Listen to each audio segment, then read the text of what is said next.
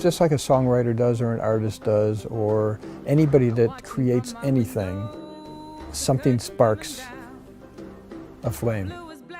I kept on seeing these visions over and over again about creating a space, the sanctuary, that people could be themselves, that had music, had art in it, and had real conversations that were meaningful. Now when you tour a museum, you see things that you can't touch. You see people and you don't talk to those people and you're just walking around just looking at things. Here, it's about the people. Everything here is donated and everything here you can sell. Some is very expensive, but a lot of it isn't because people that donate say sell it for whatever you can so that it helps your programs. Don't know where I'm going, but I know what to do. We have a pretty robust artist and heroes in residence program. A hero could be anybody that's kind of giving of themselves that needs a place to stay. Artist in residence could be any kind of artist, any kind of creator that comes here for a while just to recharge and work on their craft. I have probably $30 in my savings account right now, and that's the way it should be. You can't accumulate wealth. If you die, you can't take it with you. Help people now. The O Museum in the Mansion is a one-of-a-kind place with surprises around every corner, an ever-changing museum collection, over 100 individually themed rooms, and 80 secret doors, all designed to inspire and guide you back to your true self. You may know us for our unique private experiences, like weddings and fine dining, jam sessions and concerts, exhibitions and magic shows, corporate retreats and lodgings. But what you may not know is that whatever profit we make goes straight back into the museum programs that embody H's original vision, like our artists and hero in residence programs, our healing through music and storytelling series, our songwriting with soldiers workshops, our civic education programs, the 51 Steps to Freedom Trail, and our ASL video tour. The list really goes on. And each person who comes has their own story. We read this to you when you were potty training. And then I decided to make a little crown thing right there. And then it has two eyes so it can see. Say Happy Easter! I found a book that was read to me by my dad when I was in first grade. He read this to me every night and I found it. This is my special book and now I'm going to read it to my grandson. We've gone through like a couple rooms and each time we find something different. It's so cool. And I've never heard her say thank you before. Like, she's like, thank you, thank you, thank you. Oh my gosh, this so much. This is awesome. I know. I'm Zebu. I am an aspiring vegetarian, I should say. At least I was vegetarian for about a month before I came here, and I will be vegetarian when I leave. But right this minute at lunch, I had the best southern fried chicken. The very best. Thank you. I found 17 doors and you should come here because it is a whole lot of fun and there's lots of secret doors to find. Every few weeks she would call me up and say, it's too bad the right house isn't on the market. And then we'd talk. And probably 4 or 5 months later, she called at 6 o'clock in the morning on a Saturday and said, I found the perfect house for you. You can't afford it, but I'd like to meet you to show you the perfect house. So I came inside the front door, walked to the middle room that we call the music room, and they said we're at a point in our life where we want to give someone the house and utilize it properly. We don't need the money, but we need to sell it for that amount. Can you give us a deposit? And I said, if you can give me 3 weeks, I could have $500 together. I said, okay. I was short $40,000 and I'm on an airplane to New York. I was late and I was the last person on the plane. I sat on the only seat I saw available next to a guy in the window who looked like a homeless guy. And we had a conversation that was incredible. And at the end of the flight he said, you know, I've done nothing nice for anyone my entire life.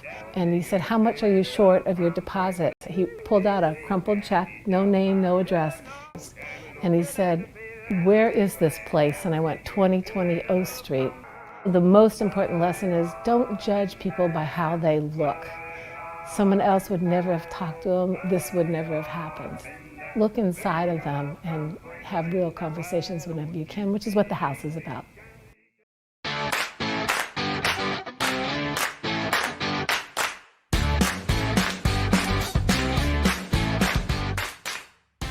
Let me tell you a little story. A few months after she moved in, H met a musician singing in a local thrift shop. His name was Cordell.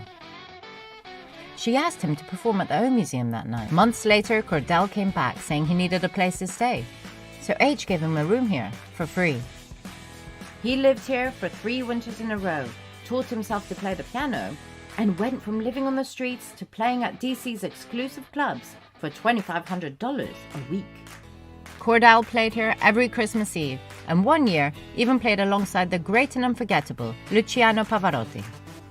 Cordell was a Vietnam vet and our first ever hero in residence.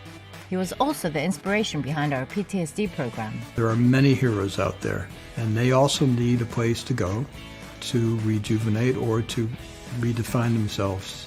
Everyone can be a hero to somebody, and that's what this whole house is about. My name is Louis Alvarez. I'm a U.S. vet and a career firefighter. HH and Ted, I want to thank you from the bottom of my heart for the experience of being able to come and enjoy the museum and be able to stay at the mansion. These places simply don't exist. To be able to have a place where their minds can be stimulated and be able to enjoy. And I want to thank you, and I pray that this organization goes on for ages so that people can come and be able to experience what I experienced. So thank you so much.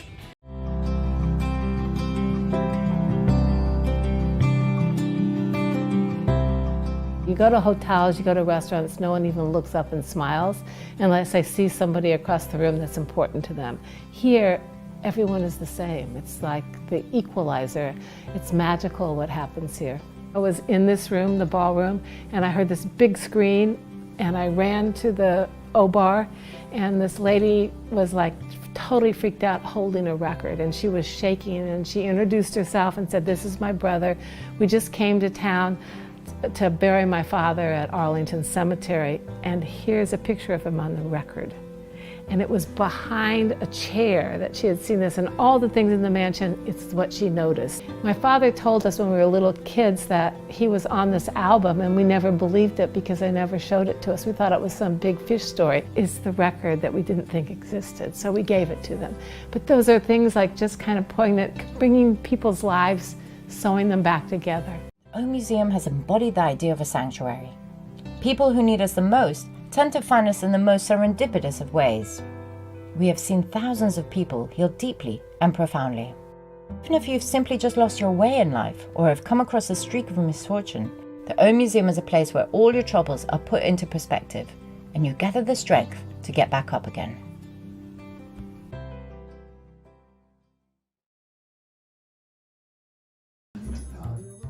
The secret passages really they're very trippy and they're very fun. So for a kid, it's an adventure. And for an adult, it does transform you kind of back to that childhood, adolescent period where you're just discovering. It's very magical in that way and brings a kind of a sense of fun that you wouldn't necessarily get at any other museum.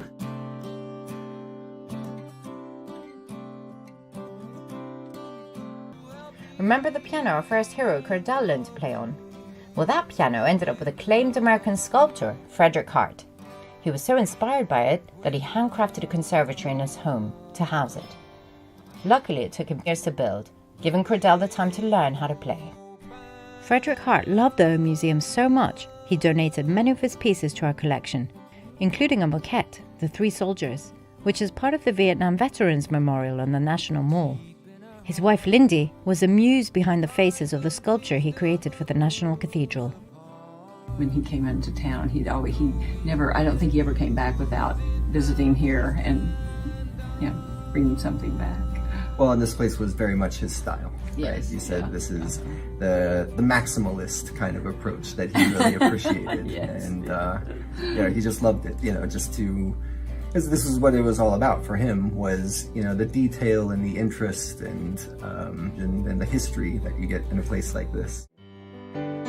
Always, why are there so many songs about rainbows, and what's on the other side? So when I was a child, a very young child, one of my favorite things to do was to read the dictionary.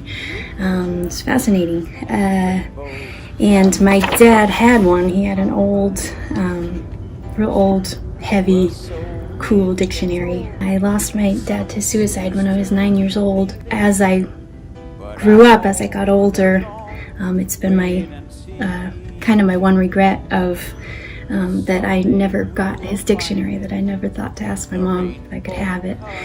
We were coming to the mansion for the first time, and I told my friend, said, I just know it, we're gonna find it in there. And we did.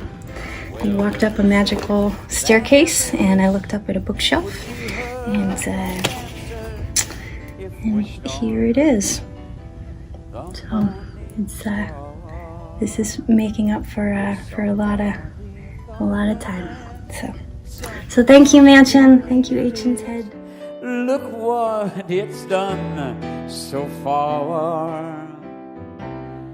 And what? Try walking through a secret door after you find it and not being satisfied in some way or excited or feeling like a little kid again. The house opens you up to be accepting of concepts and ideas and feelings that you typically just shut off, whether you know it or not.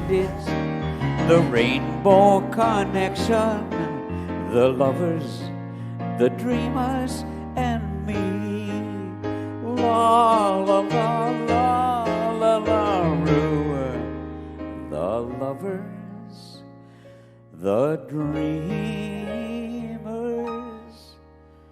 And if that ain't H. Leonard, Ted Sparrow, that isn't anybody in the world. And me.